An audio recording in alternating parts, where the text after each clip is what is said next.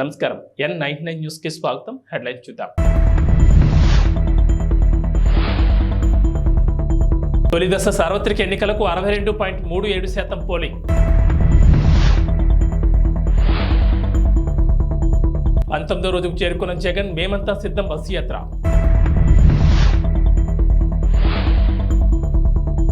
August 15లోగా ఖచ్చితంగా 2 లక్షల రుణమాఫీ. రేవంత్. ప్రచండ భానుడు నడినెత్తిన నిప్పులు జరుగుతున్నా, వడగాల్పులు వీస్తున్నా దేశవ్యాప్తంగా 16.63 కోట్ల మంది ఓటర్లు తమ ఓటు హక్కును వినియోగించుకున్నారు. కొన్ని చోట్ల వర్షం కురుస్తున్నా కూడా ఓటర్లు ఓపికగా లైన్లో నిలబడి ప్రజాస్వామ్యంలో తమ పవిత్ర కర్తవ్యాన్ని నిర్వర్తించారు. శుక్రవారం రాత్రి 9 గంటల సమయం వరకు అందిన వివరాల ప్రకారం సార్వత్రిక ఎన్నికల సమరం తొలి దశలో భాగంగా 21 రాష్ట్రాలు, కేంద్రపాలిత ప్రాంతాల్లోని 102 స్థానాలు జరిగిన ఎన్నికల్లో 62.37% ఓటింగ్ నమోదైంది. కొన్ని చోట్ల నుంచి ఇంకా పూర్తిగా వివరాలు అందనందున పోలింగ్ శాతాలు ఇంకా పెరిగే అవకాశం ఉందని ఈసీ ఒక ప్రకటనలో వెల్లడించింది.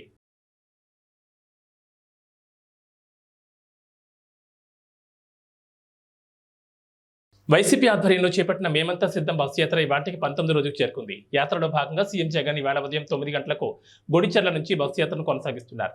నక్కలపల్లి, పులపర్తి, యలమంచిలి బైపాస్ మీదుగా అచ్యుతాపురం చేరుకుంటారు. అక్కడ భోజనం చేసి నర్సింగపల్లి మీదుగా సాయంత్రం చింతపాలెంలో ఏర్పాటు చేసిన బహిరంగ సభలో పాల్గొంటారు. అనంతరం బయ్యవరం, కత్తింకోట, అనకాపల్లి బైపాస్, అస్కపల్లి మీదుగా చెన్నైపాలెం చేరుకుని రాత్రికి అక్కడ బస చేస్తారు. 10 ఏళ్ల వరకు తెలంగాణలో కాంగ్రెస్ ప్రభుత్వం ఉంటుందని సీఎం రేవంత్ రెడ్డి స్పష్టం చేశారు. కాంగ్రెస్ కార్యకర్తల అండతో కుర్చీపై కూర్చున్నామని, తమను ఎవరూ కదపలేరని మహబూబాబాద్ జనజాతర సభలో చెప్పుకొచ్చారు. ఆగస్టు 15 లోపు రైతులకు 2 లక్షల రుణమాఫీ చేసి చూపిస్తామన్నారు ముఖ్యమంత్రి రేవంత్ రెడ్డి. భద్రాద్రి రాముడు సాక్షిగా మాట ఇస్తున్నట్టు చెప్పారు. ఎన్నికల కోడ్ వచ్చి రుణమాఫీ చేయలేకపోయామని అన్నారు. రైతులకు వడ్లకు క్వింటాలకు 500 బోనస్ ఖచ్చితంగా అందిస్తామన్నారు. ఎన్నికల్లో వచ్చిన వాగ్దానాలన్నీ ఖచ్చితంగా కాంగ్రెస్ ప్రభుత్వం అమలు చేస్తుందని చెప్పారు. కేసీఆర్ గానీ 10 ఏళ్ళు గద్దె మీద ఉన్న మోడీని ఎందుకు గద్దె దించమంటలేడు? మిత్రులారా, మీరు ఆలోచన చేయండి. 100 రోజుల్లో నేను ఇన్ని పనులు చేసిన, ఇంకా చేయాల్సినవి ఉన్నాయి. ఇవాళ ఎన్నికల కోడ్ వచ్చింది కాబట్టి ఇవాళ రైతు రుణమాఫీ నేను చేయలేకపోయినా. అందుకే ఈ నారాయణపేట గడ్డ మీద నుంచి తెలంగాణ రైతాంగానికి 69 లక్షల రైతులకు నేను మాట ఇస్తున్నా. ఆగస్టు 15 తారీఖు లోపల 2 లక్షల రూపాయల రైతు రుణమాఫీ చేసి తీరుతా. ఎట్లయితే నారాయణపేట కొడంగల్ ఎత్తిపోతల పథకం పూర్తి చేసినో, ఎట్లయితే ఆర్టీసీ ఉచిత ప్రయాణం ఇచ్చినో, ఎట్లయితే 500 రూపాయలకు సిలిండర్ ఇచ్చినో, అట్లనే 15 ఆగస్టు లోపల 2 లక్షల రూపాయల రైతు రుణమాఫీ చేస్తా. ఏకకాలంలో మొత్తంలో మీకు రుణమాఫీ చేసే బాధ్యత నాది. మీ బిడ్డను నేను. చేనేత కార్మికులకు చెల్లించాల్సిన బకాయిలు 50 కోట్లను రాష్ట్ర ప్రభుత్వం విడుదల చేసింది. గత ఏడాది బతుకమ్మ చీరలకు సంబంధించి అప్పటి బీఆర్ఎస్ ప్రభుత్వం దాదాపు 351 కోట్ల బిల్లులు చెల్లించలేదు. దీంతో వేలాది మంది కార్మిక కుటుంబాలు ఆందోళన దిగాయి. మంత్రి పొన్నం కార్మికులతో చర్చించి బకాయిల విషయాన్ని ప్రభుత్వం దృష్టికి తీసుకెళ్లారు. దీంతో ప్రభుత్వం ఆర్థిక వెసులుబాటును దృష్టిలో పెట్టుకుని 50 కోట్లు రిలీజ్ చేసింది. దీంతో వేలాది మంది కార్మికులకు ఊరట కలగనుంది. అదేవిధంగా రాష్ట్ర ప్రభుత్వం గడిచిన 3 నెలల్లో సమగ్ర శిక్ష అభియాన్ యూనిఫామ్ల తయారీకి సుమారు 47 కోట్లు అడ్వాన్స్గా చెల్లించింది. నూలు కొనుగోలు, సైజింగ్కు 14 కోట్లు విడుదల చేసింది. గత ఏడాది వేసవిలో మొత్తం 6,369 అదనపు ట్రిప్పులు నడిపామని, ఈసారి ఆ సంఖ్యను 9,111కు పెంచామని రైల్వే శాఖ తెలిపింది. అత్యధికంగా పశ్చిమ రైల్వే నుంచి 1,878 ట్రిప్పులు ఉండగా, వాయువ్య రైల్వే నుంచి 1,623, దక్షిణ మధ్య రైల్వే నుంచి 1,112, తూర్పు మధ్య రైల్వే నుంచి 1,003 తర్వాతి స్థానాల్లో ఉన్నాయి. మీడియా కథనాలు, సోషల్ మీడియా ప్లాట్ఫామ్లు, railway integrated helpline number 139, passenger reservation system వంటి వేదికల నుంచి సేకరించిన సమాచారం ఆధారంగా డిమాండ్ను అంచనా వేసినట్లు రైల్వే శాఖ వెల్లడించింది. డిమాండ్కు అనుగుణంగా మరిన్ని రైళ్లు, ట్రిప్పులను పెంచుతామని వెల్లడించింది. ప్రయాణికుల భద్రత, త్రాగునీటి లభ్యత, రద్దీ నియంత్రణ చర్యలు తీసుకోవాలని ఉన్నతాధికారులను రైల్వే శాఖ ఆదేశించింది.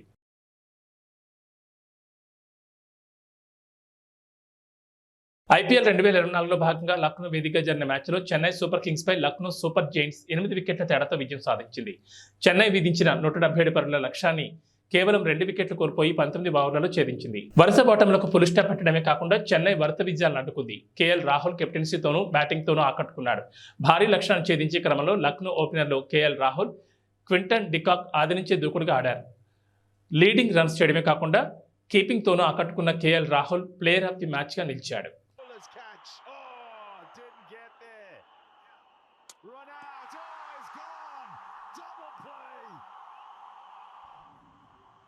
Tushar Deshpande was thinking there's going to be a fielder who's going to come around and take that catch. Moeen Ali. AP Telangana రెండు తెలుగు రాష్ట్రాల్లో వేసవి ప్రభావం బాగానే కనబడుతోంది. పగటి వేళ ఎండల తీవ్రత గంట గంటకు అధికమవుతోంది.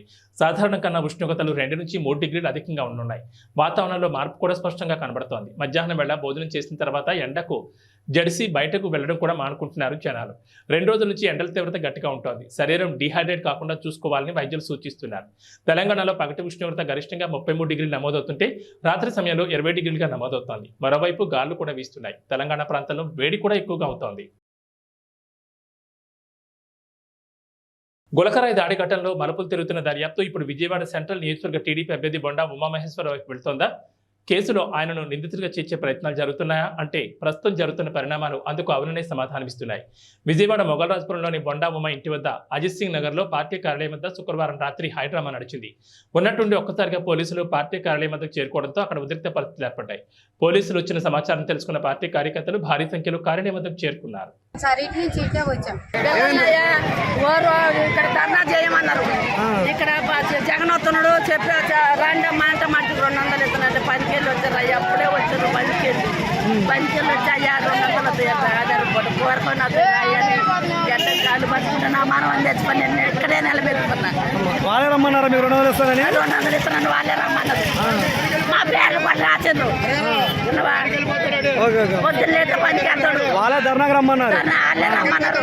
వస్తారు నిలబడండి 200 ఇస్తున్నాను. ఆయన వచ్చింది దాక్కుంటే ఆయన వచ్చినాక వెళ్ళిపోయారు. ఎక్కడైనా సరే పిల్లగాడు ఎవరు జోలికి వెళ్ళడు, ఒక చుట్టుకి వెళ్ళడు.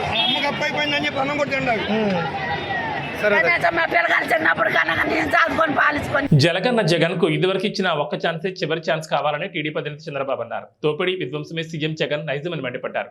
అధికారం కట్టబడితే వ్యవస్థను నాశనం చేస్తాడన్నారు. గత 5 ఏళ్లలో 5 లక్షల కోట్లు దోచుకున్నాడని, దోపిడీ సొమ్మంతా విదేశీ బ్యాంకుల్లో దాచుకున్నాడని ఆరోపించారు. ప్రజాగళ యాత్రలో భాగంగా శుక్రవారం కర్నూలు జిల్లా ఆలూరు, అనంతపురం జిల్లా రాయదుర్గం నియోజకవర్గ పరిధిలో కనేకల్లులో జరిగిన భారీ బహిరంగ సభలో ఆయన ప్రసంగించారు. జగన్ రెడ్డి శవరాజకీయాలు చేస్తూ లాభపడాలని చూస్తున్నాడన్నారు. గత ఎన్నికల్లో కోడికత్తి డ్రామా ఆడాడు, ఇప్పుడేమో గులకరాయి డ్రామా ఆడుతున్నాడన్నారు. జెండాలు కొని దించాలి, అందరూ కూడా జెండాలన్నీ దించాలి, అన్ని పార్టీల జెండాలు దించాలి, వెనకనోళ్ళు కనపడాలి, మళ్ళీ ఎగరేద్దాం. అందరూ కూడా జెండాలు కిందికి దించాలి. ఎంఆర్పిఎస్, తెలుగుదేశం, బీజేపీ, జనసేన అన్ని జెండాలు దించాలి. జెండా దించమా.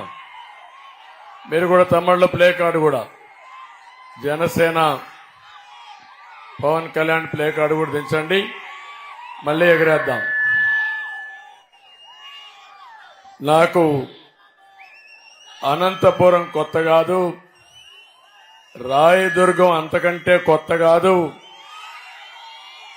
ఈరోజు నేను వచ్చింది ఎన్నికల్లో మీ అందరిలో ఒక చైతన్యం తేవాలని. 5 సంవత్సరాలు ఒక సైకో పరిపాలనలో ఏమి నష్టపోయామో చెప్పడానికి ఇక్కడికి వచ్చాను. ప్రజా చైతన్యం కోసం ఇక్కడికి వచ్చాను. నేను ఎక్కడికి పోయినా నా జీవితంలో ఎప్పుడూ చూడని స్పందన చూస్తున్నాను. ఇది రాష్ట్రానికి శుభ సూచకం. తమ్ముళ్ళు, ఈరోజు నేను ఆలూరుకు వచ్చాను.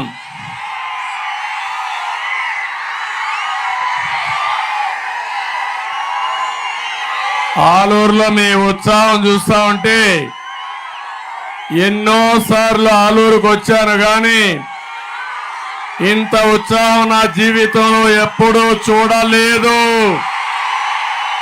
చాలా అభిమానంగా ఉన్నారు, ఉత్సాహంగా ఉన్నారు. ఈరోజు నేను ఒకటే మీ అందరినీ కోరడానికి వచ్చాను.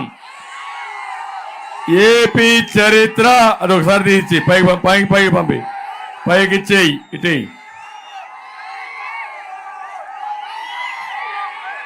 ఇప్పుడే మా తమ్ముడు ఎండిపోయిన వరి పంట తీసుకొచ్చి ఈ ప్రభుత్వం వల్ల, నీళ్లు లేని దాని వల్ల, కరెంటు లేని దాని వల్ల నా పంట పూర్తిగా పోయింది, దిక్కులేని వాడైపోయాను ఒక రైతు బాధపడే సంఘటన.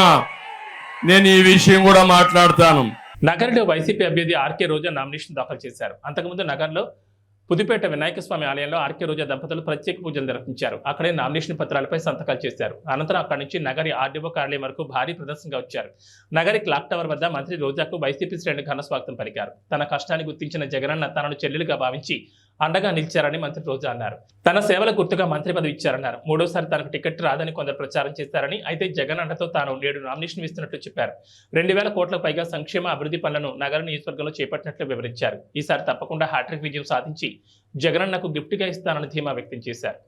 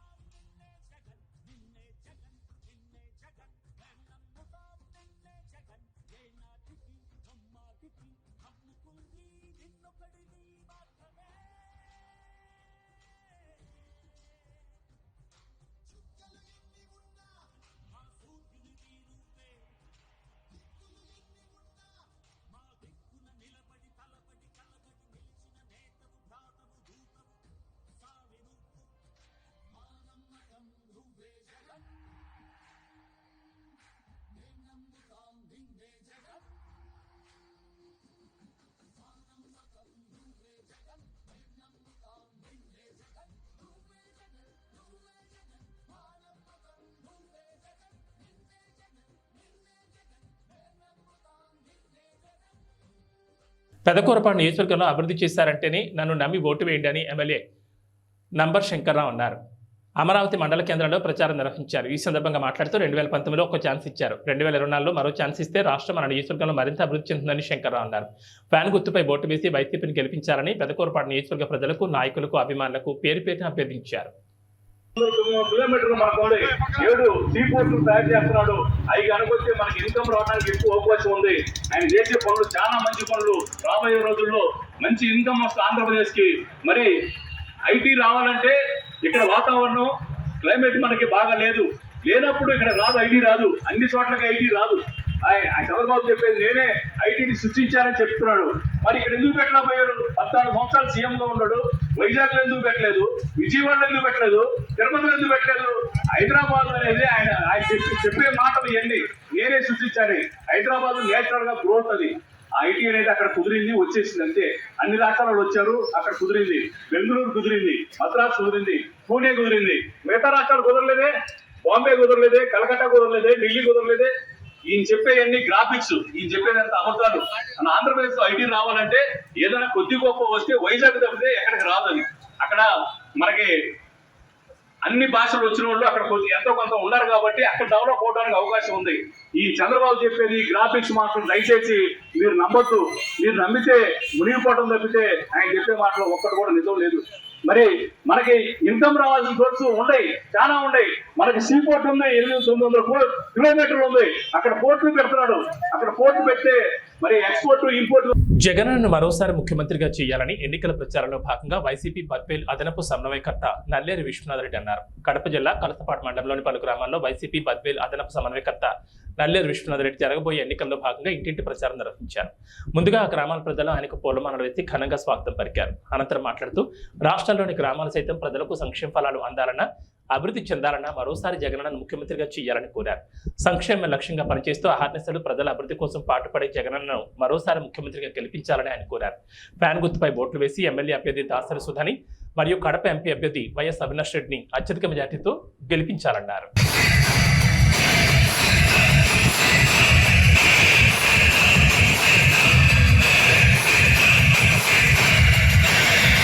పంచాయతీ ఉన్నటువంటి ముదిరెడ్డిపల్లె, లింగారెడ్డిపల్లె గ్రామస్తులకు, నల్లగొండపల్లె గ్రామస్తులకు, వైఎస్ఆర్ కాంగ్రెస్ పార్టీ కార్యకర్తలకు, పెద్దలకు, అభిమానులకు, అక్క చెల్లెమ్మలకు, అవ్వ తాతలకు, ప్రింట్ మీడియా మరియు ఎలక్ట్రానిక్ మీడియా ప్రతినిధులకు అందరికీ నమస్కారాలు.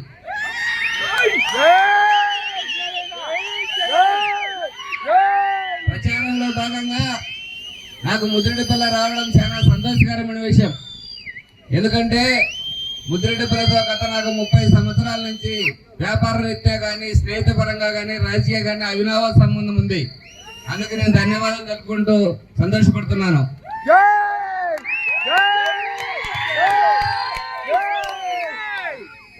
మన ప్రియతమ ముఖ్యమంత్రి బడుగు బర్గవాల ఆశా జ్యోతి పేదల పాలిట పెన్నిధి మన నాయకుడు ముఖ్యమంత్రి జగన్మోహన్ రెడ్డి గారు ఏదైతే 2019లో మాటిచ్చాడు, మేనిఫెస్టోలో మాటిచ్చాడు, చెప్పిన పథకాలన్నీ మాట చెప్పకుండా మడమ తిప్పకుండా దాదాపు డైరెక్ట్ గా డిబిటీ ద్వారా 2,70,000 కోట్లు, బ్యాంక్ అకౌంట్ ద్వారా 1,50,000 కోట్లు డైరెక్ట్ గా ట్రాన్స్ఫర్ చేయడం జరిగింది.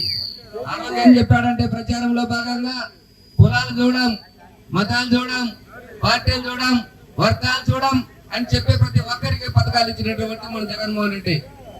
ఏమైనా నా వల్ల మీకు లబ్ధి చేరుకుంటే నాకు ఓటేయండి అని చెప్పిన ఏకైక దమ్మున్న వ్యక్తి జగన్మోహన్ రెడ్డి. భారతదేశంలో కూడా ఏ ఒక్క ముఖ్యమంత్రి, ఏ ఒక్క నాయకుడు కానీ నా వల్ల లబ్ధి పొందుంటే ఓటేయండి అని చెప్పిన వారు ఎవరు లేరు. చెప్పిన ఏకైక ముఖ్యమంత్రి మన జగన్మోహన్ రెడ్డి.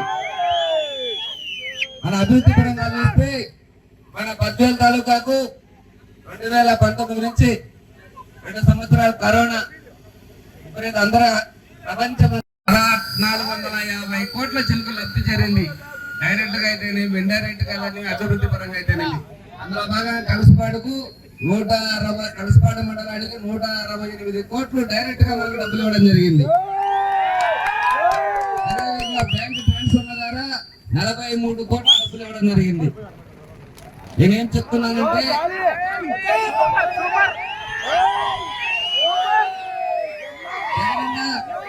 ఎలక్షన్ లో నవరత్నాలలో భాగంగా విద్యా వైద్యానికి ఎక్కువ పీట వేశాడు. ఎందుకు వేశాడంటే విద్యా వైద్యం ఎక్కడ ఉంటే అక్కడ అభివృద్ధి బాగుంటుంది, ఆ ఇల్లు బాగుంటుంది, జిల్లా బాగుంటుంది, రాష్ట్రం బాగుంటుంది అని చెప్పి విద్యా వైద్యానికి వేశాడు.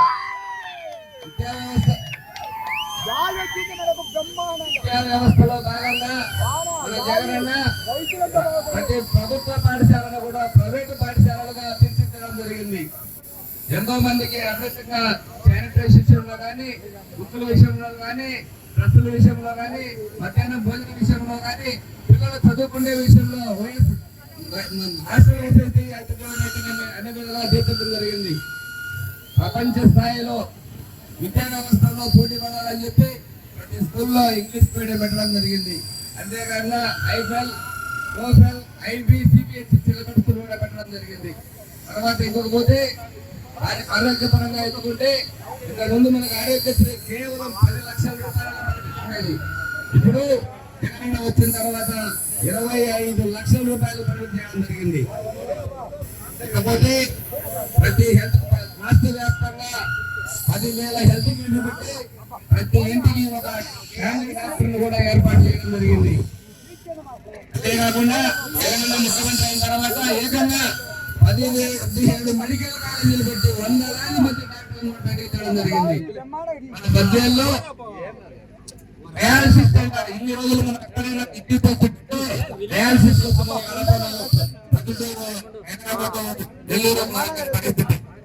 ఈ రోజు బద్వేల్లో కూడా డయాలసిస్ ఏర్పాటు చేయడం జరిగింది. ప్రభుత్వ విప్ ఎమ్మెల్యే గ్రంథి శ్రీనివాస్ భీమవరం నియోజకవర్గానికి వైసీపీ ఎమ్మెల్యే అభ్యర్థిగా నామినేషన్ దాఖలు చేశారు. అయితే ఎమ్మెల్యే గ్రంథి శ్రీనివాస్ నామినేషన్ దాఖలు చేస్తున్నారనే సమాచారం ప్రజలకు తెలియడంతో ఎవరికి వారు వేలాదిగా తరలివచ్చారు. వారి రాకతో భీమవరం జనసంద్రంగా మారింది. ఒక విధంగా చెప్పాలంటే ముఖ్యమంత్రి జగన్మోహన్ రెడ్డి ప్రజా సంకల్ప యాత్రలో పాదయాత్ర చేసినప్పుడు జనాదరణ ఎలా ఉందో నేడు ఎమ్మెల్యే గ్రంథి శ్రీనివాస్ కు ప్రజాదరణ అలా ఉందని చెప్పొచ్చు. పట్టణంలో మెయిన్ రోడ్డుతో పాటుగా ఏ రోడ్డు చూసినా ఆయన అభిమానులు ఎదురేగి మరీ ఆయనకు మద్దతు పలికారు. నామినేషన్ దాఖలు సందర్భంగా ఎమ్మెల్యే గ్రంథి శ్రీనివాస్ ఉదయమే భీమవరం ఎలవేల్పు మావుళ్ళ అమ్మవారిని దర్శించుకుని ప్రత్యేక పూజలు నిర్వహించారు. ముందుగా ఆలయ పరిధిలోని వినాయకుడికి పూజలు నిర్వహించారు. అనంతరం పద్మావతి వెంకటేశ్వర స్వామివారిని దర్శించుకున్నారు. తనకు మద్దతు పలకడానికి ఇంటికి వచ్చిన వేలాది మంది అభిమానులతో ఆయన కరచాలనం చేశారు. పాదయాత్ర చేసుకుంటూ ఆర్డీఓ కార్యాలయానికి చేరుకుని ఎన్నికల అధికారి ఆర్డీఓ శ్రీనివాస్ రాజులకు నామినేషన్ పత్రాన్ని అందించారు.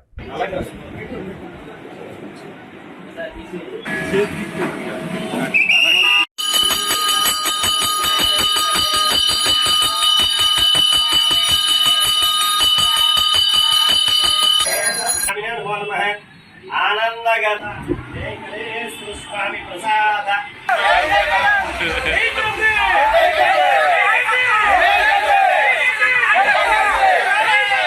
పొద్దు తీసుకుంటూ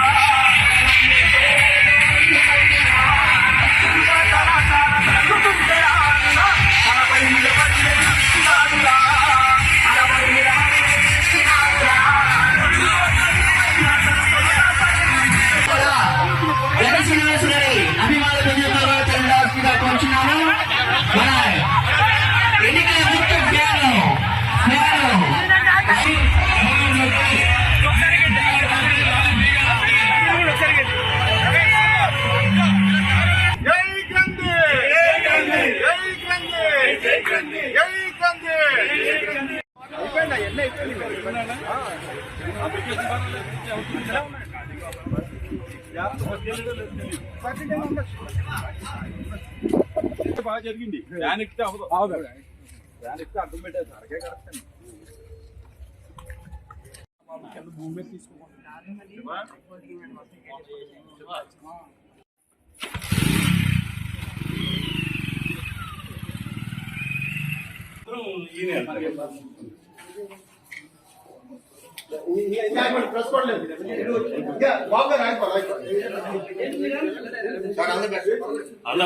భీమవరం నియోజకవర్గ వైఎస్ఆర్ కాంగ్రెస్ పార్టీ అభ్యర్థిగా నామినేషన్ దాఖలు చేయడం జరిగింది.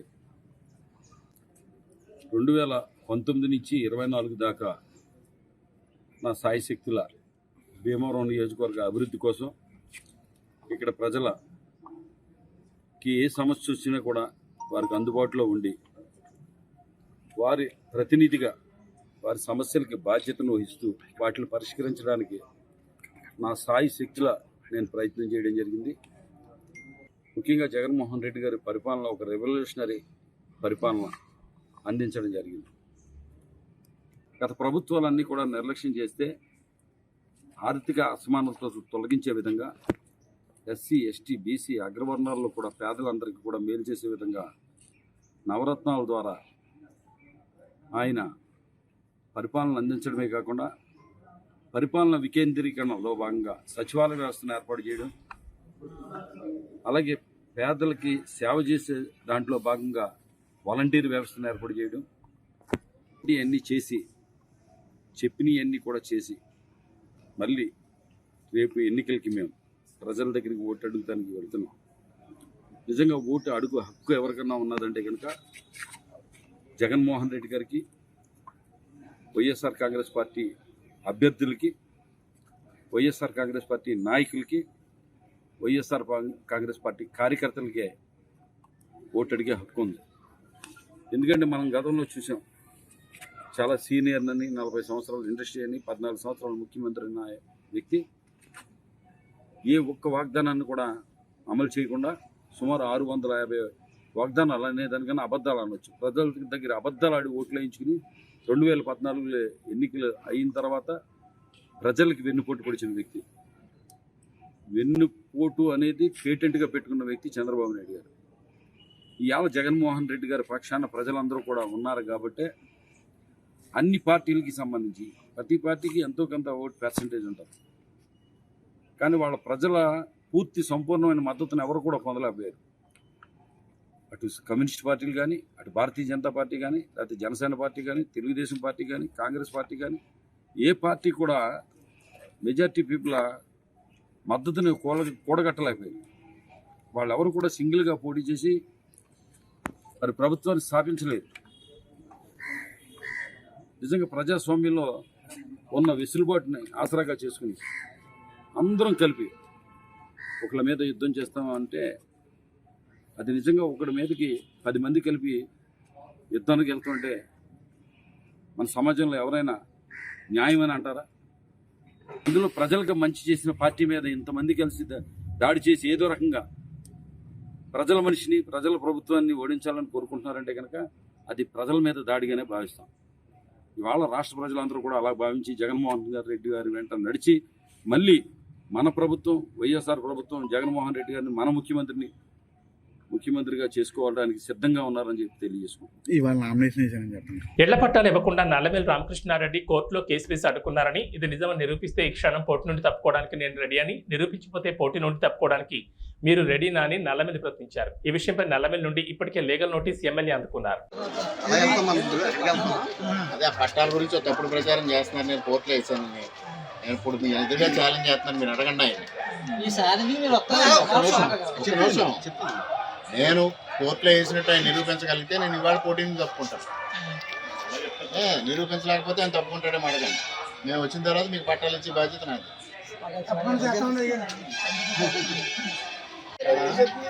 ఇవన్నీ డ్రామా చేసి పట్టాలు ఇస్తారని చెప్పడం, ఇవ్వలేరు, దానికి నాగేశ్వర గారు కోర్టుకు వెళ్ళారని చెప్పడం,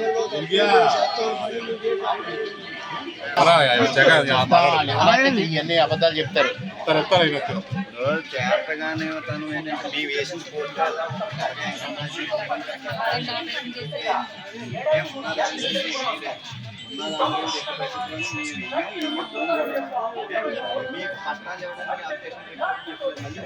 హోంమంత్రి తానేటి వనిత నామినేషన్ కార్యక్రమానికి వెళ్లి వస్తుండగా రోడ్డు ప్రమాదం జరిగింది. తూర్పుగోదావరి జిల్లా నల్లజర్ల మండలం వీరవల్లి టోల్ ప్లాజా సమీపంలో డివైడర్ను ద్విచక్ర వాహనం ఢీకొట్టింది. దీనిలో ముగ్గురికి తీవ్ర గాయాలయ్యాయి. వెంటనే సామాజిక ఆరోగ్య కేంద్రానికి పోలీసులు తరలించారు.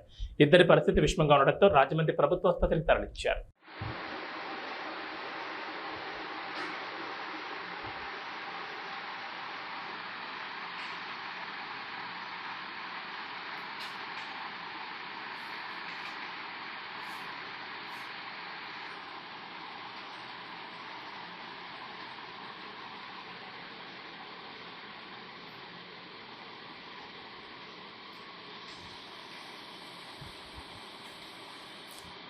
పిఠాపురంలో ఉన్న మన నిజమైన లోకల్ హీరో మన వంగా గీత మీకు మంచి చేస్తుందని ముఖ్యమంత్రి జగన్ అన్నారు. Local hero versus cinema hero ఎన్నికల్లో మీ ఓటు లోకల్ హీరోకే వేయాలని సీఎం జగన్ అన్నారు. పిఠాపురంలో ఉన్న ప్రతి ఒక్కరూ ఆలోచన చేయమని కోరుతా ఉన్నాను. లోకల్ హీరో కావాలనా లేకపోతే సినిమా హీరో కావాలనా అని ఆలోచన చేసుకోమని కోరుతా ఉన్నా. అక్కకు ఓటేస్తే ఎప్పుడు మీతోనే ఉంటుంది, మీకు మంచి చేస్తుంది. నేను కూడా దగ్గరుండి మంచి చేయిస్తాను అక్కతో. కానీ సినిమా హీరోకు మాత్రం ఓటు వేస్తే ఓటు వేయించుకున్నంత సమయంలో మాత్రమే ఇక్కడ ఉంటాడు. జ్వరం వచ్చినా కూడా తాను మళ్ళీ హైదరాబాద్కి వెళ్ళిపోతాడు. గుర్తుపెట్టుకోని మీ అందరితో కూడా కోరుతా ఉన్నాను. అక్కపై మీ చల్లని దీవెనలు ఆశీస్సులు ఉంచవలసిందిగా సవినయంగా కోరుతా ఉన్నా. ఏబీ బులెటిన్ విశేషాలు. నమస్కారం.